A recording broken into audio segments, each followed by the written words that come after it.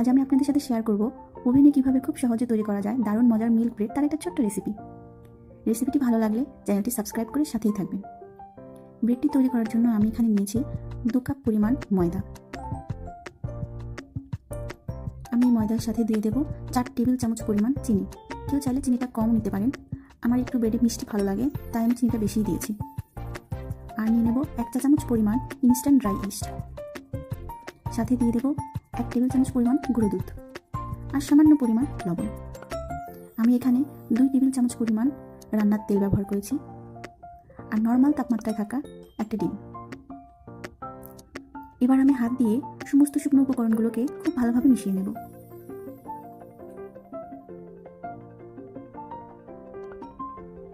শুকনো উপকরণগুলো ভালোভাবে মেশানো হয়ে গেলে আমি এখানে কুসুম গরম দুধ দিয়ে একটা সফট ডো তৈরি করে নেব। আমি সবটুকু দুধ একবারে দেইনি, আমি অল্প অল্প করে দিয়ে সফট একটা ডো তৈরি করে নিয়েছি। আমার এখানে প্রায় হাফ কাপের মতো দুধ লেগেছে।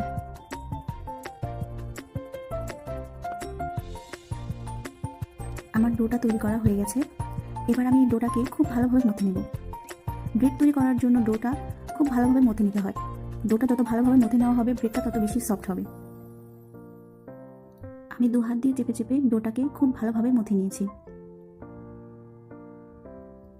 এবার একটা বাটিতে আমি তেল লাগিয়ে এর মধ্যে ডোটাকে রেখে ডোটার উপরেও হালকা একটু তেল মাখিয়ে আমি এটাকে ঢেকে 1 ঘন্টার জন্য কোনো একটা গরম জায়গায় রেখে দেব।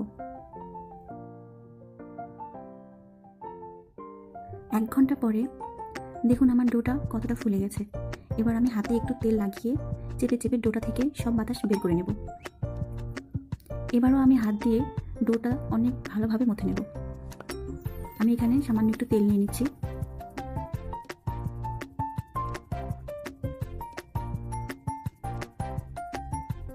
আমি এবার এই ডোটা দিয়ে একটা রুটি বেলে নেব। খুব বেশি পাতলাও না, অনেক বেশি মোটাও না, এমনভাবে রুটিটা বেলে নেব।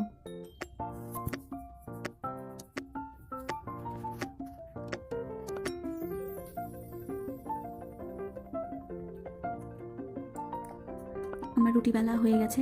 এবার আমি এই রুটিটা এক সাইড থেকে পেঁচিয়ে পেঁচিয়ে গোল করে নেব। এবার এই গোল রুটিটা আমি একটা চাকুর সাহায্যে ছোটো ছোটো টুকরো করে কেটে নেব। দেখার সৌন্দর্যের জন্য আমি এটাকে ছোটো ছোটো টুকরো করে কেটে নিচ্ছি। কেউ চাইলে এভাবে না কেটে সরাসরি গোল ব্রেডটাই মোল্ডে রেখে দিতে পারেন। আমি এখানে একটা মোল্ড নিয়েছি, এটাতে আমি তেল ব্রাশ করে নিয়েছি। এবার এই মোল্ডের মধ্যে টুকরো করে কেটে রাখা ব্রেডগুলো এক এক করে সাজিয়ে রাখব।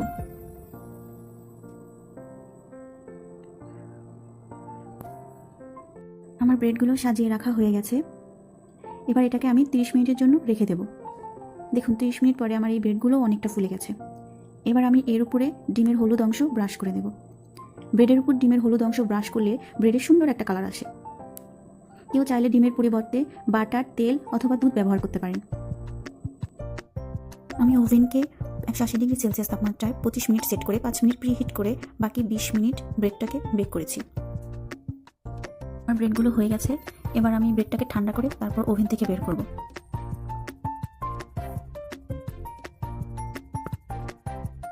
দেখুন ব্রেডগুলোতে কত সুন্দর একটা কালার হয়েছে। আশা করছি রেসিপিটি আপনাদের সবার অনেক ভালো লাগবে।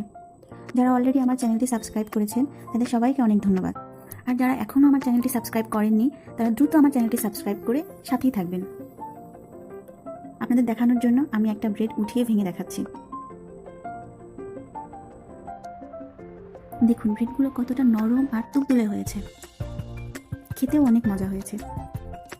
এতক্ষণ সাথে থেকে আমার এই সম্পূর্ণ ভিডিওটি দেখার জন্য সবাইকে অনেক ধন্যবাদ। আল্লাহ হাফেজ।